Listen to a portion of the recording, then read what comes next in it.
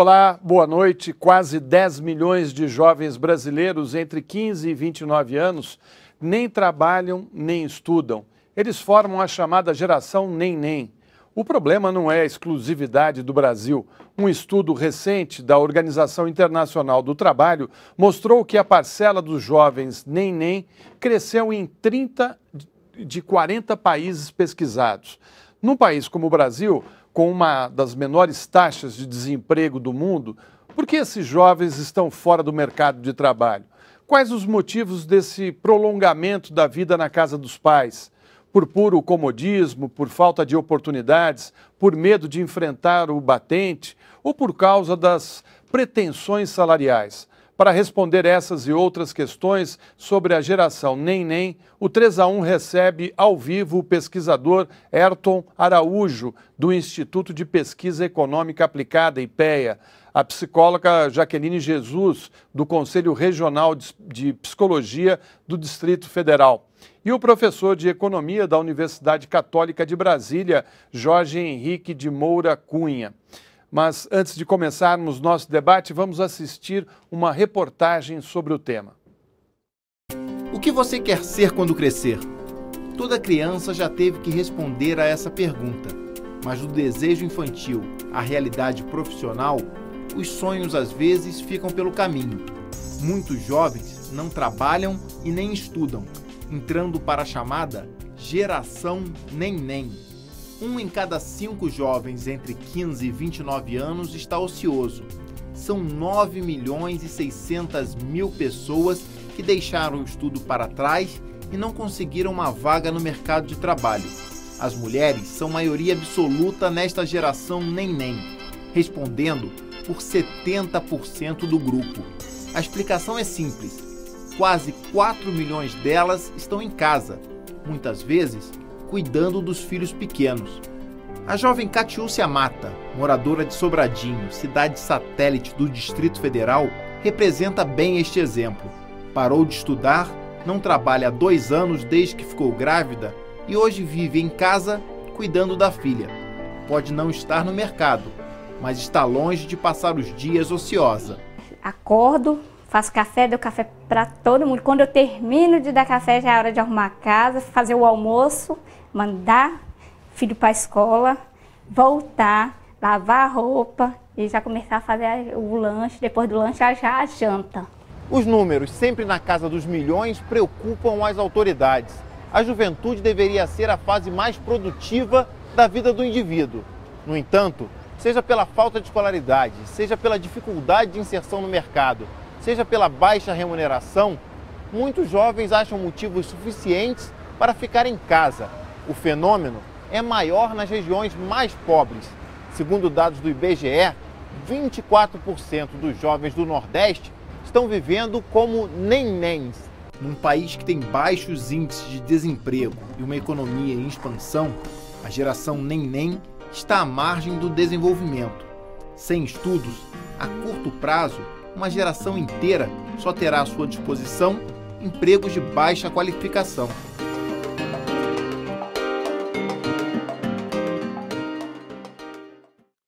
Jaqueline, como é que você explica esse fenômeno que está ocorrendo em todo o mundo, mas no Brasil especificamente, que eu acho que tem perfil diferente de país para país?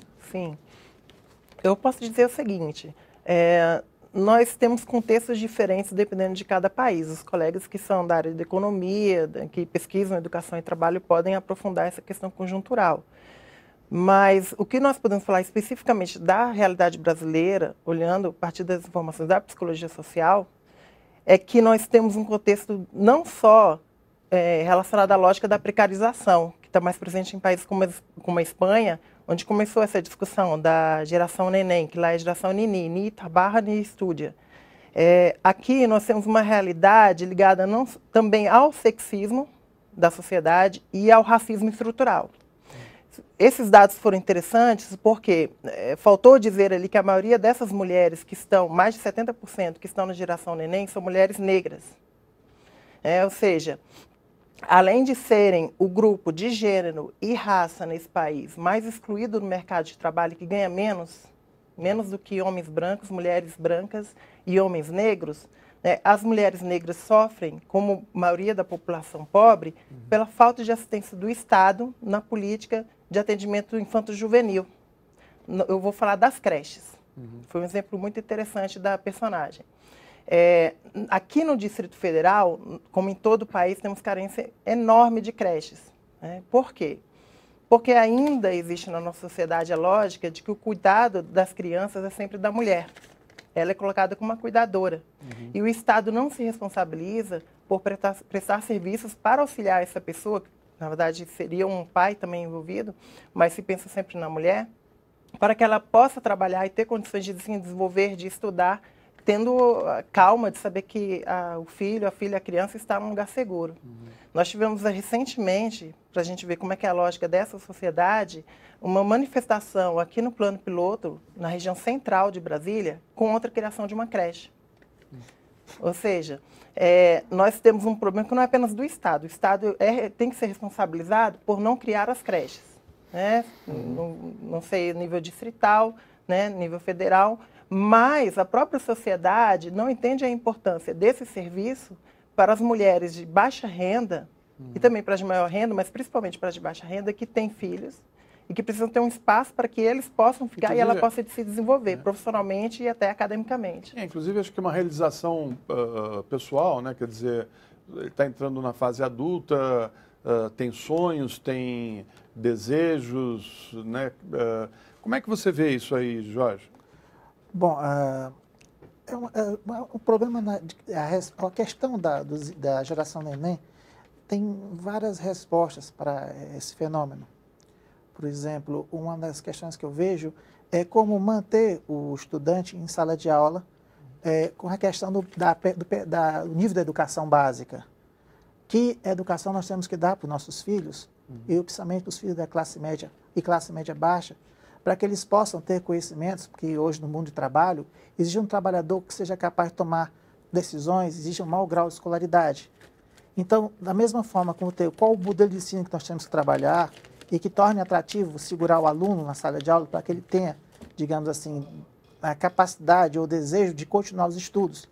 Porque quando você pega a geração neném, da primeira fase, dos 14 aos 17 anos, o percentual é em torno de 10% a 15%. Geralmente é uma taxa alta, mas ele dobra justamente quando passa de 18 aos 29 anos de idade, que é justamente uma idade que, em tese, ele deveria já ter terminado o ensino médio ou profissionalizante, mas que, naquele momento, ele desistiu de trabalhar e procurar emprego. Talvez o ensino que ele esteja, pode ser alguns indicativos, o ensino que ele tenha aprendendo não seja o ensino necessário que o mercado esteja querendo ao trabalhador. Então, são várias respostas para isso. Elton. Bom, primeiro, eu acho que esse fenômeno, a gente fala de jovem 15 a 29 anos, mas são fenômenos bem diferentes dependendo da idade do jovem e dependendo do seu contexto social, que aí entra família e entra também renda, por exemplo. Então, vamos falar, a gente costuma separar as idades dos jovens de 15 a 29 anos em 15 a 17 anos, que é uma época que ele deve estar na escola ainda. Ele não deve deixar de estar na escola, por isso que o neném aí é grave, ele não precisa nem trabalhar. Não deveria nem trabalhar num país com 15 a 17 anos, mas ele deve estar na escola. Ele não pode estar saindo da escola. Esse é um ponto. Então, a gravidade do problema entre 15 a 17 anos dos neném é muito maior do que nas outras idades. A outra idade que a gente tende a separar é 18 a 24 anos. Por que 18 a 24 anos? É uma época que as pessoas que chegam no ensino superior, elas estão terminando o ensino superior. Elas fazem o ensino superior, terminam o ensino médio, entram no ensino superior. Muitos não entram no ensino superior dependendo do seu contexto familiar, que envolve renda e tudo. Então, a gravidade desse problema aí já é outra. Por exemplo, aí você já começa a dizer, ele não está na escola, mas a pergunta é, ele terminou o ensino médio? A pergunta é essa. Porque se ele tiver terminado o ensino médio, ele pode não estar ainda na escola, simplesmente porque ele ainda não conseguiu passar no vestibular. E tem um pesquisador lá, o Naesc, que fez uma pesquisa acompanhando alguns jovens e mostrou que esse tempo no neném demora mais ou menos entre 4 e 5 meses. Então não é uma coisa tão grave. O cara termina o ensino médio, se ele tiver terminado, bem, ele conseguiu fazer o ensino médio, ele não conseguiu ainda entrar e ele fica fazendo outras coisas, que aí ele não vai para o mercado de trabalho. Essas outras coisas podem ser também cursos, ele pode estar melhorando a capacidade dele, por exemplo, com cursos técnicos que a nossa estatística não pega. Ele pode estar fazendo um cursinho de computação, por exemplo, e aí a nossa estatística não pega, enquanto ele não entra, por exemplo, ou no mercado de trabalho ou na universidade. Então esse é um problema diferente. Já de 25 a 29 anos, que a gente chama de jovem adulto, já é um outro contexto. Se ele, por exemplo, que aí a proporção vai aumentando, se ele, por exemplo, já constituiu família, como é o caso daquela moça ali que teve um filho, normalmente de 25 a 29 anos, aumenta a probabilidade de você estar casado, aumenta a probabilidade de você já ter terminado o seu ciclo de educação e aí torna-se grave se ele tiver saído de casa. Mas como a renda no Brasil aumentou, também esses jovens que estão ficando mais em casa com os pais na classe alta é maior, Mais comum.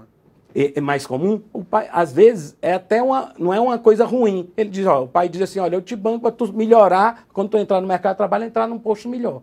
Então, melhorar significa o quê? Ele estudar mais, fazer outros cursos, ou ele tentar um concurso, por exemplo, aqui em Brasília é muito comum um concurso. Ele tentar um concurso e o pai que tem renda banca ele um ano, ele fazendo cursinho para o concurso. Ele vai aparecer como neném na nossa estatística, porque cursinho para concurso não é ensino regular. Mas isso não é ruim de fato. Então você tem que ter em mente sempre isso. As faixas etárias, que podem ser outras, mas essas são as mais comuns quando a gente fala dos jovens, e a renda da família, o contexto familiar, que não é só renda. Às vezes uma pessoa de baixa renda, com baixa escolaridade, preza muito o estudo do seu filho, enquanto pessoas de alta renda, com alta escolaridade, às vezes não têm esse mesmo apreço. Então não é só renda, mas uma cultura de educação, de aumentar a educação. Como o Jorge falou, quanto maior o nível de escolaridade, maior a probabilidade de você conseguir um posto de trabalho bom na sociedade. Por isso que é grave a gente olhar para cada um desses momentos da vida da pessoa e perceber que está faltando, eles estão perdendo o trem, digamos, da história. Isso pode se tornar um problema mais sério, Jaqueline? Eu acho que é um problema sério a gerações nesse país, né? Como eu falo, a gente tem que focar sempre em qual é a sociedade que a gente se encontra. E é uma sociedade que, quando a gente fala de políticas de educação, né, tem aquela frase que muita gente conhece aí do Darcy Ribeiro, que a crise na educação do Brasil é um projeto nacional. Essa crise vem também da ideia de que escolarização nesse país é uma questão de titulação. Então, a gente vê uma proliferação de cursos, de formações diferentes que dão titulações, mas não dão conteúdo adequado para a pessoa, para essa realidade de mercado de trabalho. E mesmo nos cursos qualificados nas universidades e nas escolas técnicas, esse tipo de ensino muitas vezes não está adequado à realidade do mundo de hoje.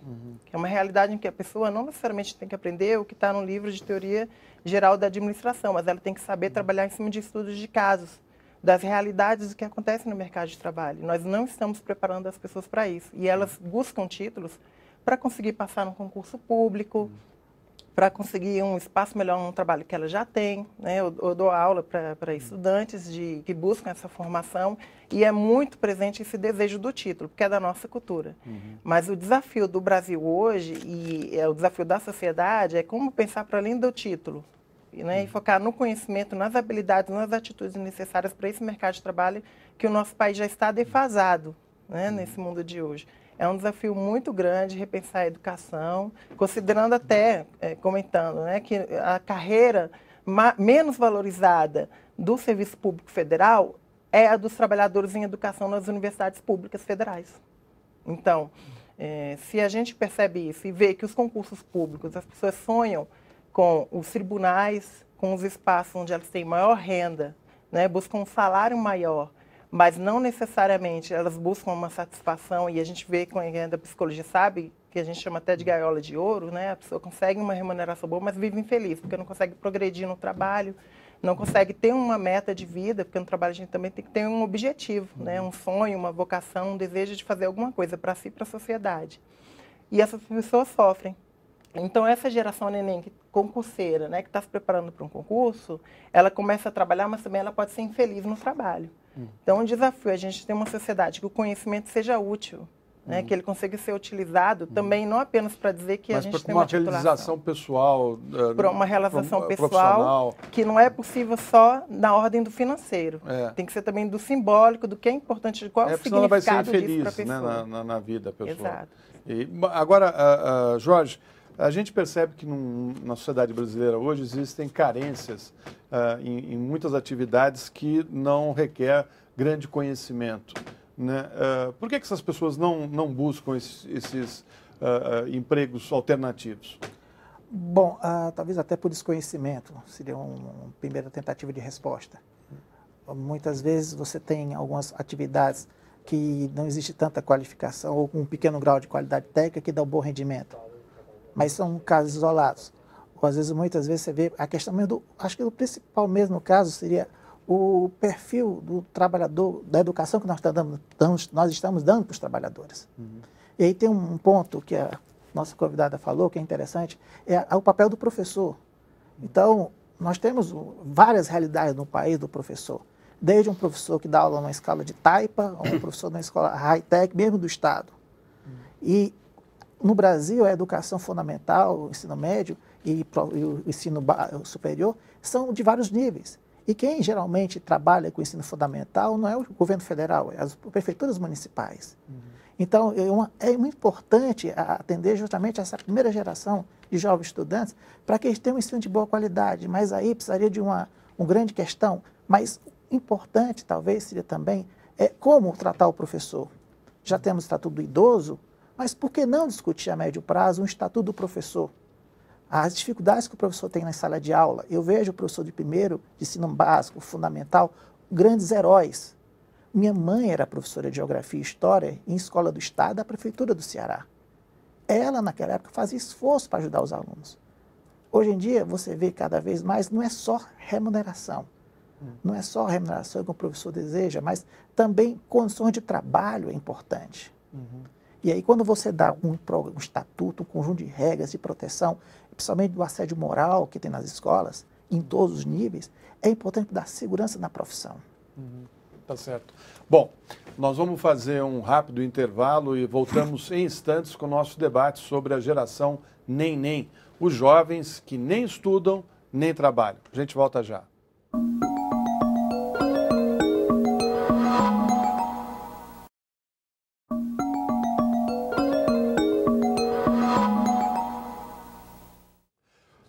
O 3-1 está de volta e hoje conversa sobre os quase 10 milhões de jovens brasileiros que nem estudam nem trabalham. Estão aqui conosco o pesquisador Ayrton Araújo, do Instituto de Pesquisa Econômica Aplicada, IPEA, a psicóloga Jaqueline Jesus, do Conselho Regional de Psicologia do Distrito Federal, e o professor de Economia da Universidade Católica de Brasília, Jorge Henrique de Moura Cunha. Bom, eu queria aproveitar a sua especialidade, que é a pesquisa, né, e saber de você o que mudou entre o jovem do início dos anos 2000 e o jovem que nós temos hoje. Bom, a gente está falando no programa aqui da geração neném. Como é que a gente pode dizer? Esse resumo da geração, acho que não é justo com a geração dos jovens brasileiros. Na verdade, a gente está vendo pela negação. Os que nem estudam nem trabalham. Mas se você pegar os ocupados, você pega no censo 2000 e no censo 2010, a proporção de pessoas ocupadas entre os jovens aumentou muito. E além de aumentar a proporção de pessoas ocupadas, aumentou também muito a escolaridade do jovem. A escolaridade regular. Isso não quer dizer que aumentou a qualidade da educação.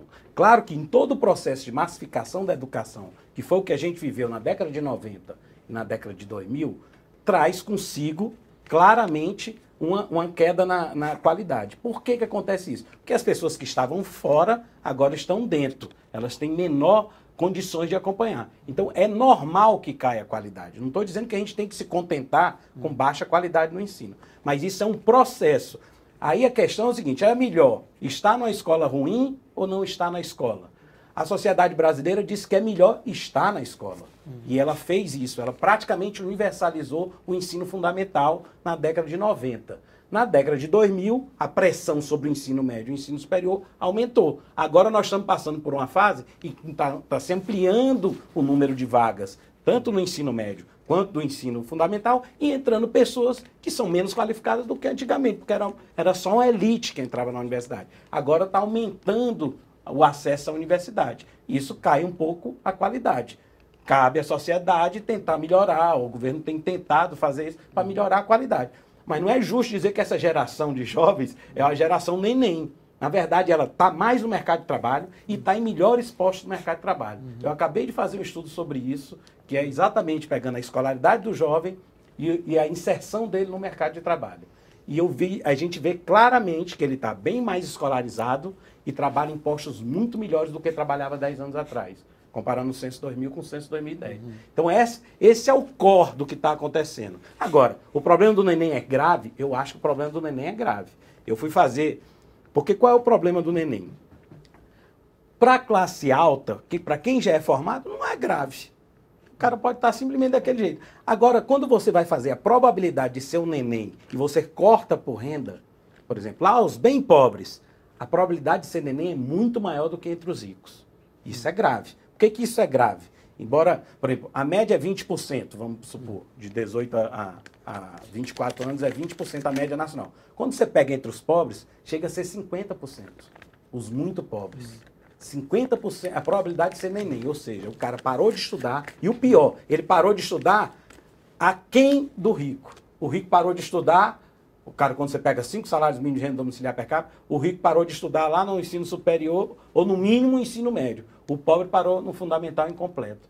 Isso é grave por quê? Porque nós estamos perpetuando a pobreza. Isso já no século passado, se eu não me engano, foi Marshall, lá na Inglaterra, já dizia que a maneira de o país aumentar sua produtividade e das pessoas saírem da pobreza é aumentar sua escolarização. Com isso, você aumenta sua produtividade, sua capacidade de trabalhar, e aí o país sai da pobreza. O que eu acho que está grave no Brasil desses neném é isso. É que eles são muito concentrados entre os pobres e entre os de baixa escolaridade. Os pobres de baixa escolaridade saíram da escola e não... E aí, portanto, a probabilidade dele voltar, porque ele vai conseguir... O que o mercado está dizendo é o seguinte, eu não te quero, não. Você é um jovem, mas você tem baixa escolaridade e você não está se escolarizando, eu não te quero. Eu prefiro um que tem alta escolaridade. Então, esses jovens estão ficando cada vez mais à margem do que deveria ser, que é aumentar a sua escolaridade e entrar num posto bom no mercado de trabalho. Mesmo que a economia não caminhe não crie postos de trabalho de boa qualidade na mesma proporção que você consegue aumentar a escolaridade, o jovem bem escolarizado, com o seu conhecimento, ele consegue criar seu próprio posto de trabalho, que é o que a gente vê muito no Brasil. Com essa revolução da informática, as pessoas vão lá e fazem seu próprio negócio. As pessoas com seu conhecimento pegam crédito e conseguem fazer um pequeno negócio, viram conta própria e depois até mesmo empregador. Prestador de serviço. Prestador de serviço. Agora, Jaqueline, quando você vê esse corte aí que o Ayrton acabou de narrar aqui para a gente, com relação aos pobres, eu fico me perguntando o seguinte, num país que nos últimos anos fez um esforço grande de inclusão social e tem feito esse esforço, inclusive criando cotas para negros nas universidades e tal, a gente percebe que no ensino básico e no ensino fundamental as coisas não estão andando da mesma maneira. Por que isso acontece? Você acha que os governos de estado que têm a educação na mão e as prefeituras não estão respondendo a essas necessidades? E como a gente deveria fazer para que eles atendessem? Sim. Como eu comentei anteriormente, a educação não é o conteúdo da educação não é um conteúdo valorizado nesse país historicamente.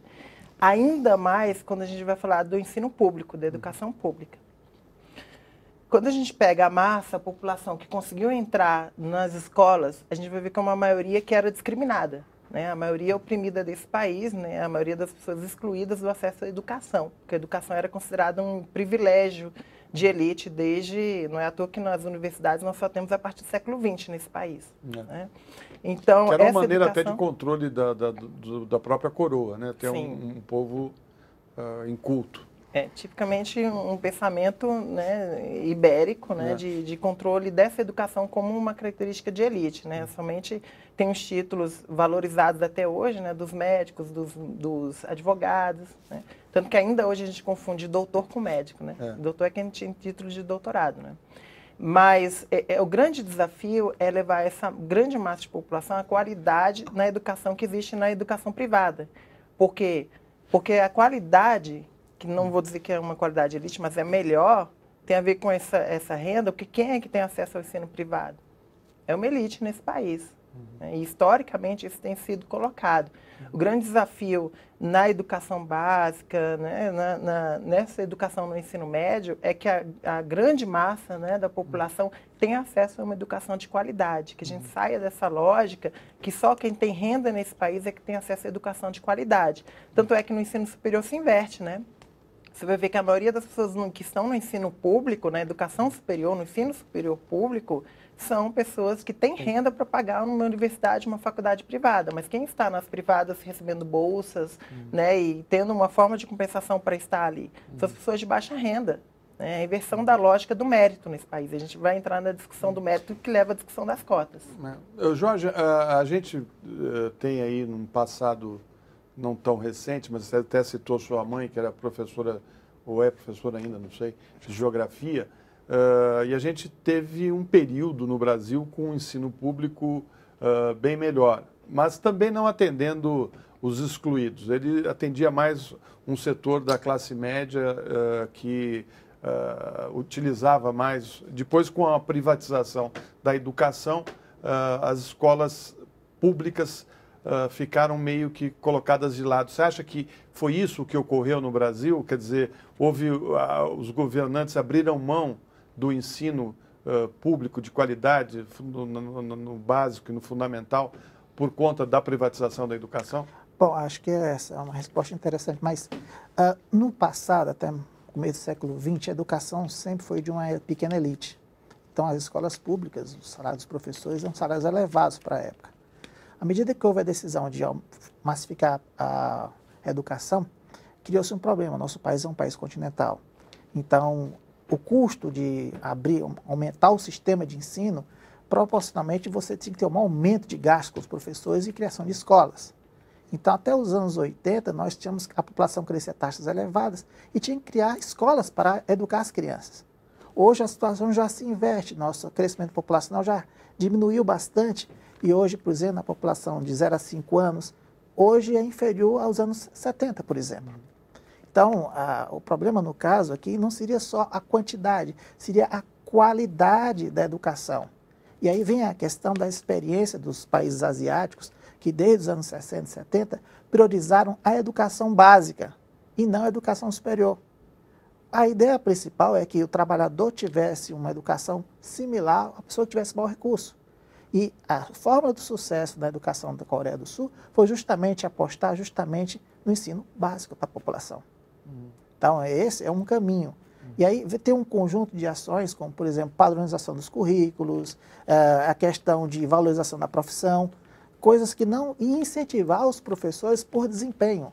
Uma das coisas bem interessantes que na educação nos últimos anos foram implantadas no país são os exames de seleção, as avaliações. Porque até 2, 3 décadas atrás, você dizia que o ensino era ruim ou bom através, muitas vezes, do achismo. Hoje nós temos, por exemplo, a prova da PISA, temos o ENAD, ENEM, N testes, que mostram, por exemplo, o que é muito interessante, as nossas deficiências. E tendo parâmetros para avaliar nossas deficiências, é possível o governo estipular metas ou planejamento de médio e longo prazo para superá-las. Isso é fundamental. Eu vejo que nossa educação agora não tem que pautar pela quantidade. Os problemas de educação são no interior do Nordeste, da Amazônia, por questão de logística. A questão fundamental agora é melhorar a qualidade do ensino, mais tempo do aluno em sala de aula, conteúdos mais atraentes, técnicas didáticas mais atraentes para aprender o aluno, para que ele possa ter a capacidade não só de aprender, mas também de aplicar esses conhecimentos em coisas práticas e conhecimentos ligados que o mercado possa absorver. Não somente coisas teóricas, mas como ensinar matemática também, como usar isso no dia a dia. Bom, a nossa equipe foi às ruas para ouvir a opinião dos jovens sobre a chamada geração NEM. Alguém que não estuda não trabalha? Seja jovem também. Sim, tem bastante gente, com certeza. Familiares, colegas. O governo ele possibilita o cidadão de várias maneiras poder se profissionalizar, gratuitamente ou de baixo custo, né?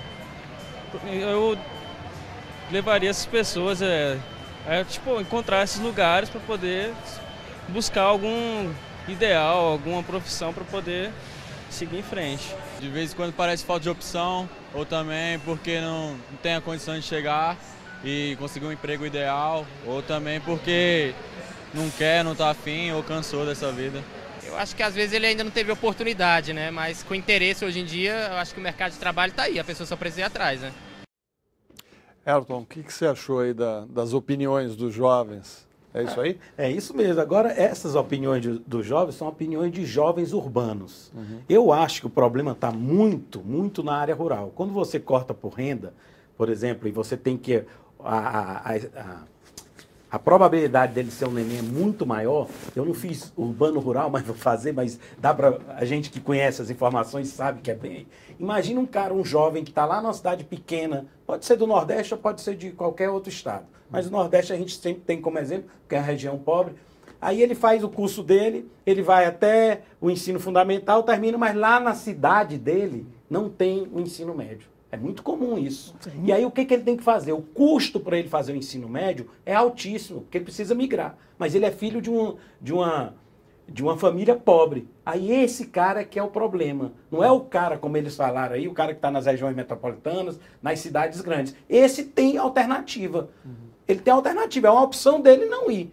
Mas o problema no Brasil, que eu acho que a gente não pode deixar acontecer, é o cara, por falta de alternativa, não fazer o ensino médio. A gente já tem isso no Brasil, o governo está pensando, tem várias, não é só o Brasil, a sociedade está se mobilizando para que todo jovem brasileiro com 19 anos de idade tenha um ensino médio completo. Ainda está um pouco longe de conseguir isso, mas a sociedade está se mobilizando para isso, mas você precisa de investimento maior e levar para os rincões que ainda não tem. Porque o jovem da capital, vamos dizer assim, ele tem alternativa. Aí vai depender muito da situação dele de renda, da situação dele até de droga, por exemplo, se envolver com droga, ele pode sair da escola porque ele fica numa situação que não dá importância. Tem vários outros fatores no urbano grande que fazem... O problema para mim maior de política pública é o cara que ele não faz o ensino médio porque não tem condição, porque não tem na cidade dele, ele tem que sair, ele não tem condição de sair. Se você colocar o ensino médio lá, não precisa ser na cidade dele, não precisa ser todas as cidades do Brasil, mas perto da cidade dele, que dê para ele ir, transporte, não sei o quê, você minimiza bem esse problema dos neném. Porque em vez deles estarem, porque eles vão podem até estar fora do mercado de trabalho, mas eles vão estar estudando, eles não vão estar no neném. Isso, o que a gente não pode permitir no Brasil é que um jovem, antes dos 19 anos de idade, ou saia saia da escola antes de completar o ensino médio. Isso não dá para a gente aceitar mais no nível de desenvolvimento que a gente está. Então a gente precisa olhar melhor para isso. Agora, existe aí, Jaqueline, uma visão meio que enviesada, né, de que o Bolsa Família é responsável por isso, que a pessoa tem um Bolsa Família, então não precisa de educação, não precisa de nada. Hoje, inclusive, eu ouvi, por incrível que pareça, numa rádio de grande audiência em São Paulo, um comentarista falar exatamente isso. Então, eu gostaria que você explicasse para as pessoas essa diferença, né? Sim, eu terminei falando um pouquinho de cotas, da questão do mérito, e aí nós temos um grande desafio hoje no Brasil. Nós começamos políticas compensatórias, né, que entrariam as políticas afirmativas, no final do século XX, né, e começamos ainda timidamente. Né, que são as cotas, são as ações afirmativas, a inclusão de mulheres na política, né, muita gente não considera cotas, que é interessante, a ação afirmativa para a inclusão das pessoas com deficiência no mercado de trabalho, tudo isso são ações afirmativas, mas são muito recentes nesse país. Então, nós começamos ainda a mostrar que o discurso universalista não funciona sem compensação às pessoas que foram historicamente excluídas. Tá? Se a gente for comparar com outros países, né, que têm essa tradição há mais tempo. O desafio do Bolsa Família, por exemplo, é que essas famílias que conseguem um sustento mínimo, elas tenham condições de colocar os seus filhos, as suas crianças numa escola. Esse é o objetivo, e que elas pode não funcionar para essa geração, o efeito do Bolsa Família, mas o objetivo dela como política compensatória é que no futuro funcione, para que esse jovem, essa criança que está tendo acesso à educação, ela possa ter uma condição melhor de trabalho mais para frente e outras perspectivas também de vida, porque o que os jovens falaram ali foi bem importante a gente levar em conta, que é o ideal. O ser humano, o trabalhador de hoje, não é o mesmo dos anos 60. Né? Hoje não é uma pessoa, como era na época, um trabalhador que sonhava em entrar numa organização e ficar nela até aposentar. O jovem hoje, a pessoa que trabalha hoje, ela busca ser feliz onde ela está no lugar de trabalho, e se ela não está satisfeita, ela vai procurar outro lugar, porque a gente vive uma sociedade altamente competitiva. Então, o desafio, voltando à discussão das políticas compensatórias, nesse momento, eu entendo, além de aprofundar a questão das políticas de compensação, das ações afirmativas, é buscar políticas de integração, que esses jovens que estão mais presentes no ensino superior, no mercado de trabalho, eles consigam ter acesso também ao mercado de trabalho, porque muitas vezes você forma gente capacitada ou com títulos que não consegue acesso ao mercado de trabalho, por várias razões que a gente pode discutir aqui. Jorge, você, o que você acha das respostas dos jovens aí? Bom, eu concordo com vou seguindo o pensamento dos jovens, também com a ideia do Herta e da Jaqueline, e justamente o ponto da Jaqueline é fundamental, que é justamente esse percentual dos de baixa renda, que nem trabalham nem estudam, à medida que eles ficam fora do mercado de trabalho, eles tendem cada vez a ter mais dificuldades de entrar. Então, mantém-se aquele círculo de perpetuar de pobreza ad infinitum. Mas é importante também corroborar com isso a questão da educação, não dessa geração, da que vem na frente, para que justamente ela possa ter condições de ser empregável e justamente ter condições de ingressar melhor no mercado de trabalho. Isso eu acho que é fundamental que o nível de educação seja priorizado nesse ponto, a qualidade. Bom, daqui a pouco a gente vai ver aí também quais são os conselhos dos jovens para esses jovens que nem trabalham nem estudam. Nós vamos fazer mais um intervalo. Daqui a pouco a gente volta com o 3-1, discutindo a geração neném. Até já.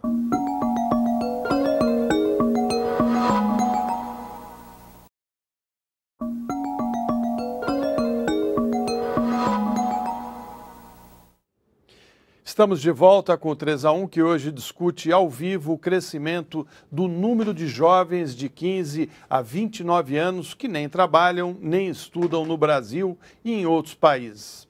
Participam do nosso programa o pesquisador Ayrton Araújo, do Instituto de Pesquisa Econômica Aplicada, IPEA, a psicóloga Jaqueline Jesus, do Conselho Regional de Psicologia do Distrito Federal, e o professor de Economia da Universidade Católica de Brasília, Jorge Henrique de Moura Cunha. A nossa equipe foi para as ruas para saber quais os conselhos os jovens estão dando para os colegas, a sua geração que nem trabalha e nem estuda. Vamos ver. Estuda.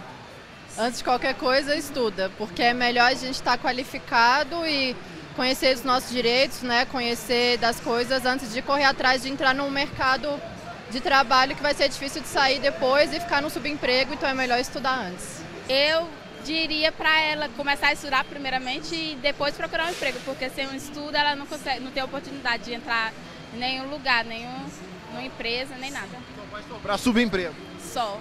E olhe lá, porque hoje até para ser empregado tem que ter um ensino médio completo, né? Sinceramente, eu não diria nada. No futuro ela vai colher exatamente o que ela está plantando. Boas respostas, né, Ayrton? O que você tem a dizer sobre elas? Não, eu penso exatamente isso. Agora o estudo, qual é o problema também? A escola, ela está, isso tem vários estudos já mostrando, ela precisa se adaptar. A gente passou por uma revolução da informática também. Esses joguinhos, eu tenho 2 filhos em casa e vejo como são as questões da escola e como são desestimulantes em relação aos jogos, por exemplo, aos games que eles têm, que trazem muito mais interesse para passar de fase, para não sei o quê, do que o jeito que está se ensinando ainda, matemática, português, por exemplo. Acho que tem um papel da escola aí de tentar, e já tem sido feito muito isso, tanto nos países de fora como no Brasil, já se tem muita escola fazendo. O que eu diria para esses jovens é estude, não precisa ser na escola, mas estude. Você tem internet, hoje quase todo mundo tem acesso à internet, fora esses rincões que eu falei do rural, tudo, que ainda precisa um pouco mais de melhorar o sinal, mas você estude, nem que seja um curso à distância, faça um curso, se amplie seus horizontes, estude mais que você vai conseguir se inserir melhor depois. Eu acho que eles estão certíssimos quando falam isso. Você concorda, Jaqueline? Eu quero trazer uma crítica. Né? A gente tem 2 questões que foram trazidas ali pelos jovens que muitas vezes a gente reproduz alguns discursos e não reflete sobre por que eles existem, né? Que a história constrói essas questões. Primeiro, nesse país muita gente sempre quis estudar, né? Mas quase sempre tinha que trabalhar antes de estudar, né? A gente pega principalmente famílias de baixa renda, há séculos nesse país, tem que trabalhar desde a infância. Nós temos trabalho infantil, trabalho escravo ainda nesse país. Então, dizer assim, estude. Muitas vezes ela não teve, ao longo da história, o direito de estudar. Hoje a gente diz que tem, mas a gente sabe que muitas vezes o acesso à educação é muito precário. Nós vimos reportagens agora, né, sobre a dificuldade, a má qualidade das escolas no Brasil, mas também a dificuldade de acesso. Né, como o colega falou, muitas vezes a gente pensa com a lógica do urbano, que já é difícil chegar numa escola. Imagina num espaço rural, em que a pessoa tem que buscar acesso à educação e muitas vezes é distante. Então, tomar cuidado com esse discurso, mas também com outra questão que foi colocada, que a pessoa falou, né, a colega falou, você vai colher os frutos. Isso é parte de uma ideologia que é a ideologia do desempenho, que a pessoa é a única responsável pelo desempenho dela. A gente vive numa sociedade altamente competitiva e que leva muitas vezes as pessoas a pensarem que o indivíduo é ocupado por tudo na sua vida. E a gente esquece que tantas vezes ela não teve condições, comparativamente com outra, é a discussão da meritocracia. Ela não teve as mesmas oportunidades que outras pessoas de maior renda, de um grupo, de um gênero valorizado nesse país, de um grupo étnico-racial valorizado, para ter acesso à educação, para não precisar trabalhar de dia para poder estudar à noite, enquanto outra pessoa podia fazer um curso pré-vestibular durante o dia inteiro, porque os pais pagavam. Então, a meritocracia aí também entra em crise. O que é a meritocracia? Ela existe nesse país, em que as pessoas, pela sua origem geográfica, pelo seu gênero, pela sua origem étnico-racial, elas são excluídas, têm menos oportunidades, então a gente tem que levar isso em conta. Uma crítica a essa ideologia de que o sucesso depende unicamente da pessoa, sem levar em consideração a sociedade em que a gente vive. Jorge, você acha que esses movimentos de jovens, como o Rolezinho lá em São Paulo, Rolezinho, tem alguma coisa a ver com essa geração aí que está em casa sem estudar nem trabalhar? Bom, o problema que eu sei desse movimento do Rolezinho, que tem acompanhado nos jornais, é que boa parte deles são os próprios consumidores que vão individualmente. Então, talvez seja uma forma de organização, de como se manifestar. Talvez seja o primeiro momento, os primeiros eventos desse Rolezinho tenham assustado algumas pessoas, porque grande parte disso também tem a questão dos preconceitos que a nossa sociedade carrega. Então, você pode fazer rolezinho de classe média alta e não assusta. Mas bota rolezinho de classe média baixa, bota terror. Então, é uma questão mesmo dos nossos preconceitos de nossa sociedade brasileira, que são muito grandes e enraizadas. Por mais que nós tentamos hoje se policiar, eventualmente nós reproduzimos a nossa formação histórica nessas respostas. Então, o relacionamento não vejo tão uma relação direta entre a turma do Rolezinho e os que nem trabalham nem estudam. Podem estar relacionados. Mas eu concordo com a Jaqueline, concordo com o Ayrton nas suas colocações, mas independente de, querendo ou não, qualquer que seja o apoio do Estado ou da iniciativa privada, também tem que partir para o incentivo para a pessoa querer continuar. Então, é claro que temos a questão da segregação muito forte nesse país, mas se não houver um desejo de buscar, tentar, jamais vai dar, após o primeiro passo, você não vai continuar a caminhada. Ayrton, você acha que esse movimento todo que a gente tem visto aí nas grandes cidades, de jovens pedindo mais investimentos na educação, tem a ver com essa frustração dos jovens ou você acha que já é uma politização maior de pessoas que já tiveram acesso à educação? Eu acho que é a segunda alternativa. Eu acho que é uma politização maior de pessoas que já tiveram acesso à educação.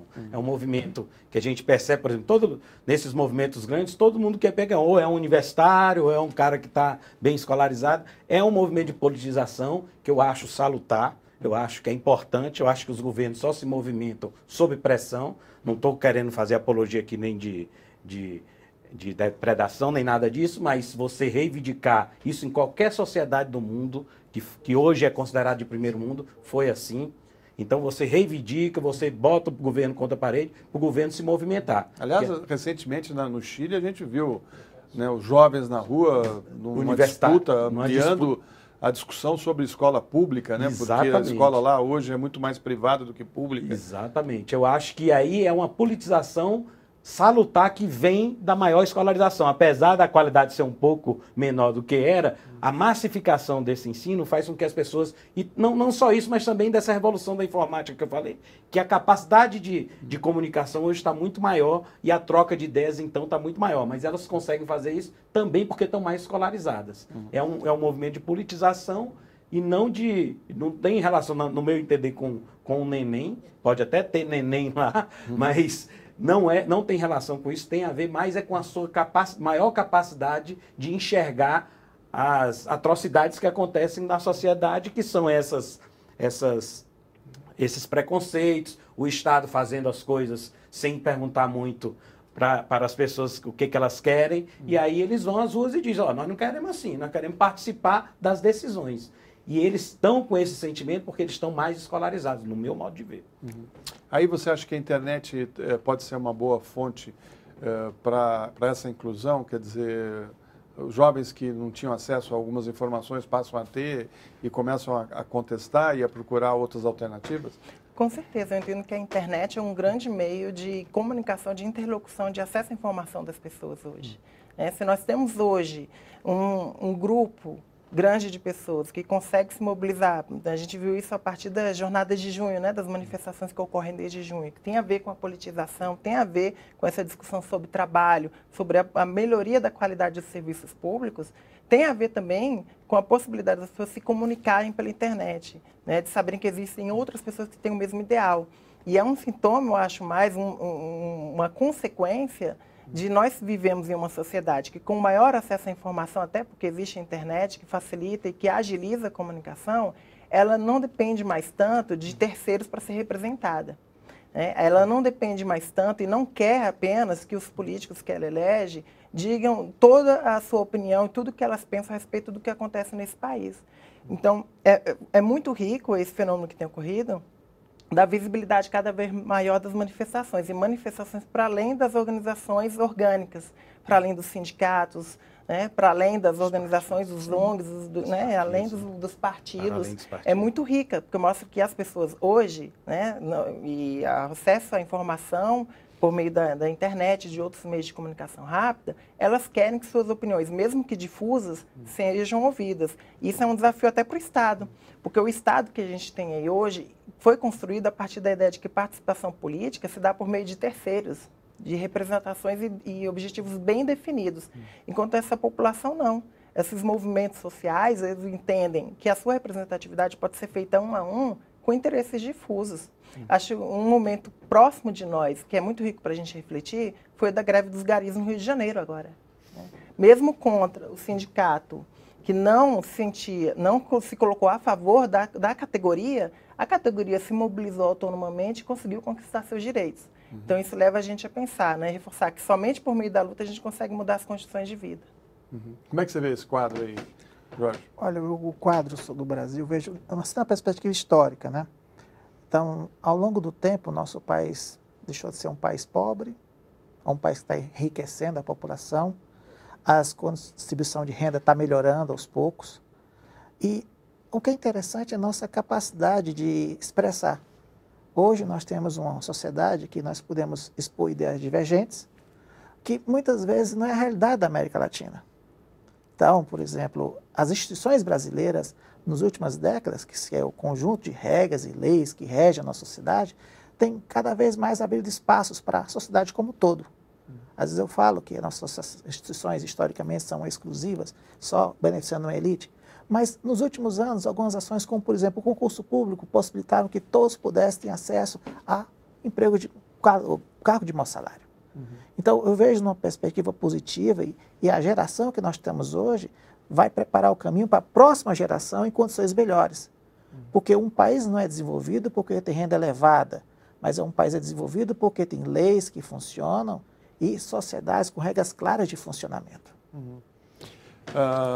Você começou o programa aí falando desse corte do rural para o urbano, O país hoje é um país basicamente urbano, 80% ou mais da população está na zona urbana.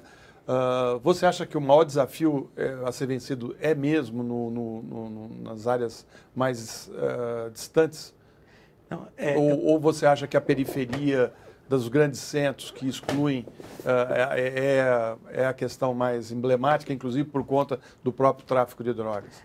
Essa questão rural-urbano realmente, quando eu penso em rural, quando eu falo em rural, eu estou pensando em pequenos municípios, que aí você tem 1/3 da população brasileira morando neles. Você tem mais ou menos a distribuição da população brasileira, 1/3 nas grandes regiões metropolitanas, nas 10 maiores, que é Rio, São Paulo, não sei o quê. 1/3 em municípios de tamanho médio, acima de 100 mil habitantes até 500 mil, e 1/3 em municípios pequenos, bem pequenos, menos de 100 mil habitantes. Então, eu estou pensando no rural, quando eu falo rural, eu quero me referir a essa população.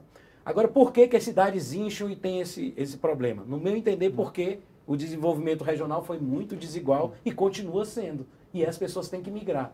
Esse trabalho que eu acabei de fazer é sobre migração de jovens. E é espantoso o número de jovens que saem do Nordeste, daquele meião da Bahia ali, para ir para a região metropolitana de São Paulo, ainda hoje. Embora São Paulo já esteja perdendo população. Ou mesmo para Salvador, Recife. Mas Salvador menos, porque eu tenho uns fluxos. Para Salvador é bem menos. Na verdade, você tem... Hoje, quem está recebendo muita gente é Santa Catarina. Na verdade, é isso. Muitos jovens estão recebendo. Mas São Paulo ainda recebe. Tá certo. Bom, o nosso tempo, infelizmente, acabou. Agradecemos aos nossos convidados de hoje e a você que está nos assistindo. E se você quiser saber mais sobre o nosso programa, entre no site da TV Brasil. Convido a todos para a próxima quarta-feira com mais um 3 a 1. Você fica agora com o Repórter Brasil Noite. Boa noite para você.